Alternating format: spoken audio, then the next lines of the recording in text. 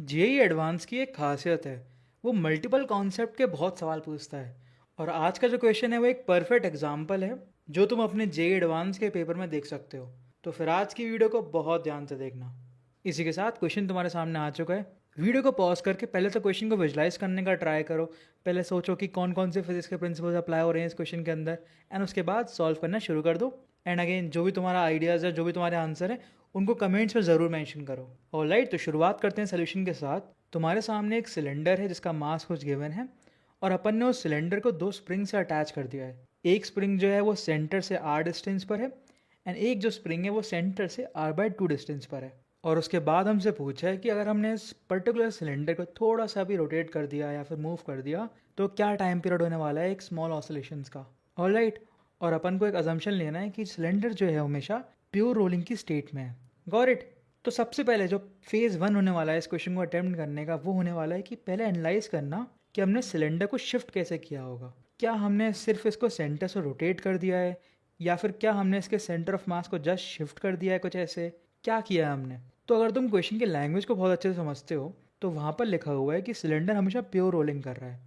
Right, तो अगर मैंने सिलेंडर को हल्का सा पकड़ कर इसके सेंटर ऑफ मास को थोड़ा सा शिफ्ट किया, सपोज मैंने इसको एक्स डिस्टेंस से शिफ्ट कर दिया, तो बिकॉज अपन को पता है ये प्योर रोलिंग कर रहा है, दैट मीन्स ये जो कॉन्टैक्ट पॉइंट है इसकी वेलोसिटी जो होने वाली है ग्राउंड के रिस्पेक्ट में जीरो होने वाली है। तो वहाँ से हम बोल सकते हैं कि सेंटर ऑफ मास की वेलोसिटी हमेशा आर ओमेगा के बराबर होगी। एंड वहाँ से हम बोल सकते हैं कि अगर हमने सेंटर ऑफ मास को एक्स डिस्टेंस से शिफ्ट किया तो जो हमारा सिलेंडर है वो भी थोड़ा एंगल थीटा से रोटेट हो जाएगा।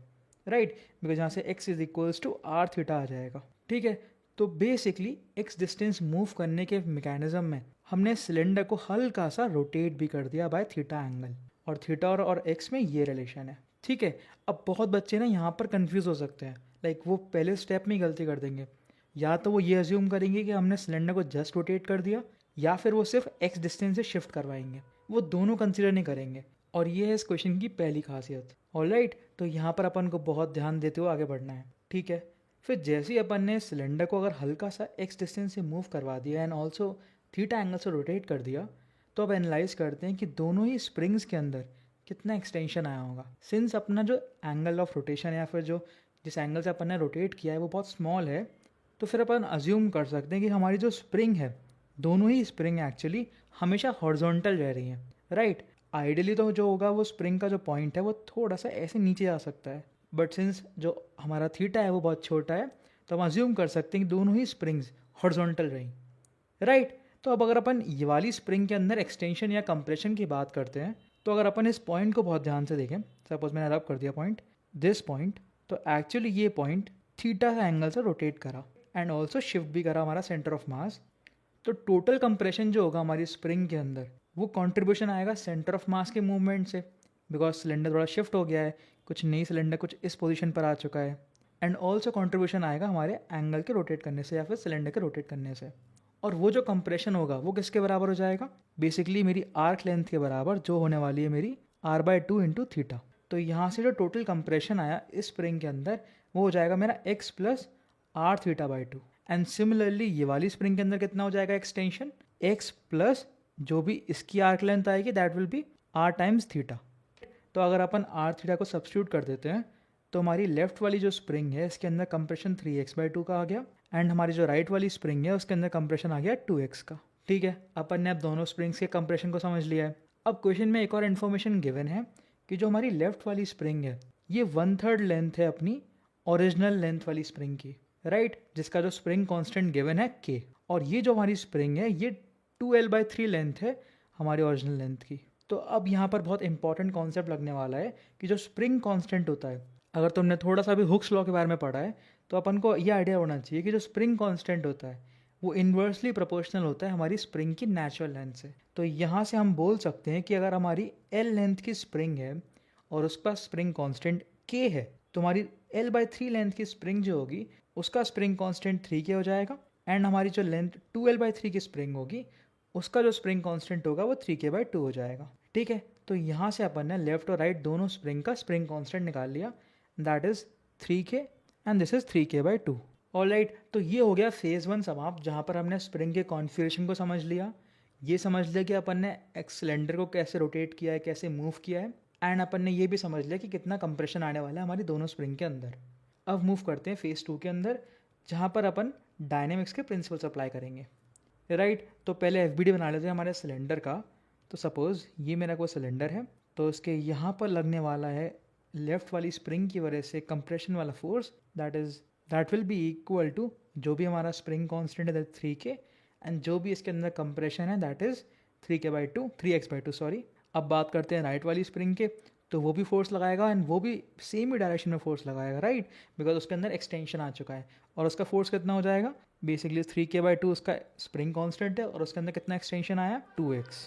ऑलराइट, अब यहाँ पर बच्चे एक और गलती कर सकते हैं जो बहुत इंपॉर्टेंट है, वो यहाँ पर सिर्फ यही दो फोर्स को अज्यूम कर लेंगे। क्वेश्चन में कहीं भी मेंशन नहीं है कि जो हमारी जो सरफेस है वो फ्रिक्शनलेस है, और जब अपन सिलेंडर को मूव करेंगे और रोटेट भी कर देंगे तो हो सकता है फ्लोर से भी थोड़ा सा फ्रिक्शन फोर्स अप्लाई हो जाए, एंड अपन को वो भी कंसिडर करना होगा, राइट। तो मैं अज्यूम करता हूँ अभी कि फ्रिक्शन फोर्स के डायरेक्शन कुछ इस तरीके से है, दिस इज माई Fs, ठीक है। सिंस क्वेश्चन में मैंशनड है कि प्योर रोलिंग हो रही है, तो यहाँ पर काइनेटिक नहीं स्टैटिक फ्रिक्शन ही लग रहा होगा। Got it. तो इसी के साथ अपन पहले न्यूटन सेकंड लॉ लगाते हैं, तो यहाँ से हमारे पास रिलेशन आने वाला है कुछ इस फॉर्म में। अब बात करते हैं रोटेशनल डायनेमिक्स की, बेसिकली जो सेंटर ऑफ मास है उसके अबाउट टॉर्क को एनालाइज करेंगे और वाली भी इक्वेशन यूज़ करेंगे।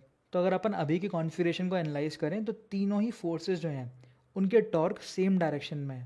तो सबके लिए मैं टॉर्क लिख देता हूँ। अगर लेफ्ट वाली स्प्रिंग की बात करें तो इसका फोर्स तो इतना है, बट इसकी जो आर्म लेंथ है वहाँ गलती मत करना, वो r/2 है। तो इसका टॉर्क कितना हो जाएगा कुछ इस फॉर्म में, प्लस जो ऊपर वाली स्प्रिंग है उसका तो r ही है हमारा आर्म लेंथ, तो उसका टॉर्क ऐसा हो जाएगा, और फ्रिक्शन का टॉर्क भी पॉजिटिव आएगा, that is Fs into R. अभी किसके बराबर हो जाएगा, हमारे I about centre of mass into alpha. अब यहाँ भी ना गलती हो सकती है, बिकॉज यहाँ पर प्रॉपरली मेंशन नहीं है कि ये हॉलो सिलेंडर है या सॉलिड सिलेंडर। तो एक बार पहले मैं यहाँ करेक्शन कर देता हूँ। अपन यहाँ पर अज्यूम करने वाले हैं ये एक सॉलिड सिलेंडर है, ठीक है। My bad for not mentioning it, but अक्सर ऐसा होता है पेपर में मेंशन नहीं होता, बिकॉज ये जो क्वेश्चन है मैंने एक टेस्ट सीरीज से इंस्पायर होकर यहाँ पर बनाया है। सो इन दैट केस पहला स्टेप होगा, तुम अपने एग्जामिनर से पूछो कि यहाँ पर सिलेंडर का गिवन नहीं है कि कौन सा सिलेंडर है, तो वहाँ पर करेक्शन हो सकता है। बट अगर वो भी पॉसिबल नहीं हो पा रहा तो एक बार डायग्राम को देख लो। ऑल्दो यहाँ पर भले ही r/2 पर है और हो सकता है जो स्प्रिंग है वो सरफेस से ही अटैच्ड हो, बट सिंस अपन ने डायग्राम में अच्छे से देखें तो वो सेंटर लाइन तक आ रही है स्प्रिंग। दैट मीन्स क्वेश्चन जिसने बनाया हुआ है उसने ये अज्यूम किया है कि जो सिलेंडर है वो सॉलिड सिलेंडर है। तो ऐसे केस में अपन को थोड़ा सा डायग्राम देखकर लैंग्वेज को समझकर एक प्रोडिक्शन देना होता है। Got it. तो इस केस में अपन अज्यूम करने वाले हैं हमारा सॉलिड सिलेंडर है। तो फॉर सॉलिड सिलेंडर अपन को ऑलरेडी पता है जो मेरा मोमेंट ऑफ इनर्शिया हो जाता है दैट इज mr²/2। तो अब हमारे सामने दो इक्वेशन आ चुकी हैं। एक बहुत इंपॉर्टेंट इक्वेशन ऑलरेडी अपन यूज़ कर चुके हैं, दैट इज़ कि हमारा जो लोअर मोस्ट पॉइंट था उसकी वेलोसिटी 0 है ग्राउंड के रिस्पेक्ट में, तो हमारे पास acceleration of centre of mass बराबर आ गया r इंटू अल्फा के। अब थोड़ा सा मैनिपुलेशन रह गया है, बेसिकली यहाँ पर r को कैंसिल आउट कर दो, इसको ACM कर दो, r हर जगह से हट जाएगा, एंड अब तुम्हारे सामने इक्वेशन आ जाएगी। इन दोनों इक्वेशन को अगर अपन ऐड कर देते हैं तो फ्रिक्शन फोर्स जो है वो कैंसिल आउट हो जाएगा और हमारे सामने एक्सेलरेशन आ जाएगा ऑफ माई सेंटर ऑफ मास। तो फाइनल इक्वेशन कुछ ऐसी लगने वाली है। अब यहाँ पर थोड़ा सा और मैनिपुलेशन करने के बाद तुम्हारा एक्सेलरेशन हो जाएगा 17K/2m, और यहाँ पर अपन एक्सेलरेशन को क्या लिख सकते हैं, -d2x/dt2। तो तुम देख सकते हो जो हमारे पास इक्वेशन निकल कर आएगी, जो डिफरेंशियल इक्वेशन है वो रिप्रेजेंट कर रही है हमारे सिंपल हार्मोनिक मोशन को, और यहाँ जो क्वांटिटी है 17K/2m ये एक्चुअली हमारी एंगुलर वेलोसिटी स्क्वायर के बराबर है। तो इससे अपन एंगुलर वेलोसिटी निकाल सकते हैं, बेसिकली 17K/2m का अंडर रूट। और याद रखना ये एंगुलर वेलोसिटी हमारी सिलेंडर के रोटेट करने की नहीं है, सिंपल हार्मोनिक मोशन की एंगुलर फ्रीक्वेंसी है। और इसके साथ अपन का जो टाइम पीरियड की वैल्यू आएगी that will be equal to 2π√/ω, and that is 2m/17K। अब यहाँ पर अगर तुम मास को रख देते हो 34 kg, इसलिए 34 दिया था, देख रहे हो, मतलब 34 देने का मतलब ही यही था बिकॉज नीचे 17 आने वाला था, एंड k की वैल्यू है हमारी π², तो पाई कैंसिल आउट हो जाएगा बाहर आकर, ये 34 का 2 हो जाएगा, और हमारे सामने टाइम पीरियड की वैल्यू आएगी 4 सेकेंड्स। तो this is our final answer. तो देख रहे हो क्वेश्चन कितना ज़्यादा इंटरेस्टिंग और कितना ज़्यादा फंडामेंटली इंपॉर्टेंट है। Like more than one concept का यूज़ हो रहा है, simple harmonic motion coupled with my pure rolling coupled with my rotational dynamics, and वो इस क्वेश्चन को बहुत ज़्यादा इंटरेस्टिंग बना देती है और बहुत ज़्यादा रेलिवेंट बनाती है हमारी जेईई एडवांस के लिए। लाइक देयर आर चांसेस कि ऐसा क्वेश्चन तुम्हारे जेईई एडवांस में अभी देखने को मिल जाए, एंड सिंस तुम ये ऑलरेडी वीडियो देख चुके हो तो हमें काफ़ी हेल्प मिलने वाली है। सो थैंक्स टू राज गौरव जिसने क्वेश्चन शेयर किया था, बड़ा ही इंटरेस्टिंग क्वेश्चन था और काफ़ी बच्चों को यहाँ पर हेल्प मिलने वाली है। इसी के साथ अपन वीडियो को एंड करते हैं, और तुम्हें वीडियो कैसी लगी और वीडियो के बाद तुम्हारी लर्निंग्स क्या थी उनको कमेंट्स में ज़रूर अपडेट करना। एंड इसी के साथ मैं एक बार फिर से रिपीट कर देता हूँ कि अगर अभी भी तुम स्ट्रगल कर रहे हो एडवांस लेवल प्रॉब्लम सॉल्विंग में, बैकलॉग्स बन गए हैं, कॉन्सेप्ट्स को अप्लाई नहीं कर पा रहे हो, then check out this course SO60। बहुत ही इंटरेस्टिंग कोर्स है। हर एक चैप्टर को ऐसी 60 प्रॉब्लम्स अपन ने ब्रेक किया और अलग अलग अप्रोचेस से अपन सीख रहे होते हैं उन कॉन्सेप्ट्स को, कैसे कॉन्सेप्ट्स को अप्लाई करके एक एडवांस लेवल प्रॉब्लम को सॉल्व कर सकते हैं। इसी के साथ अपन वीडियो को एंड करते हैं और मिलते हैं कल एक और नए इंटरेस्टिंग सवाल के साथ।